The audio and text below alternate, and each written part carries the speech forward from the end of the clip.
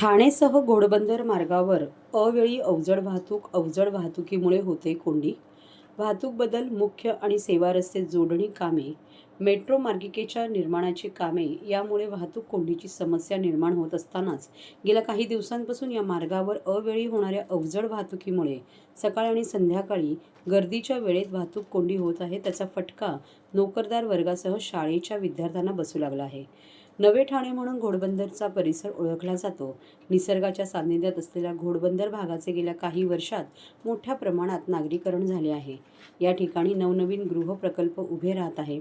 या भागातील नागरिक दररोज कामानिमित्ताने घोडबंदर मार्गे वाहतूक करतात.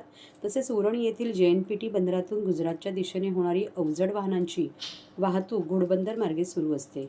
या वाहतुकीमुळे नोकरदार वर्गाला कोंडीचा सामना करावा लागू नये यासाठी रात्री 11 ते पहाटे 5 आणि दुपारी 12 ते 4 या वेळेतच अवजड वाहनांना ठाणे आणि घोडबंदर मार्ग वाहतूक करण्यास मुभा देण्यात आली आहे.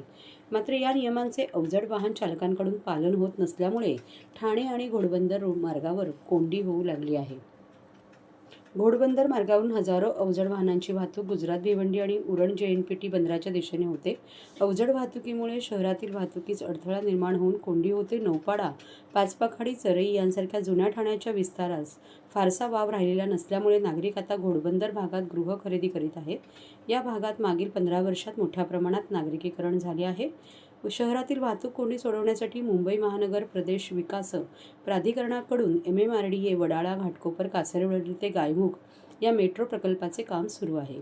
या कामासाठी रस्त्यावर मार्गरोधक उभारल्याने रस्ता अरुंद झाला असून यामुळे मागील 7 ते 8 वर्षापासून कोंडी होत आहे. त्यात या मार्गावर खड्डे पडल्याने कोंडी वाढली आहे. कापूरबावडी चौकातून घोडबंदर येणारी वाहने पूर्व महामार्ग मुंबई तर इतर वाहने ठाणे रेल्वे स्थानक परिसरात कोटनाका, भिवंडीच्या दिशेने जातात. मेट्रो कामामुळे माजिवडा, कापूरबावडी, तत्वज्ञान विद्यापीठ भागात कोंडी होत आहे. मानपाडा ते आरमोल भागात सेवा आणि मुख्य रस्ता जोडणीचे काम सुरू आहे.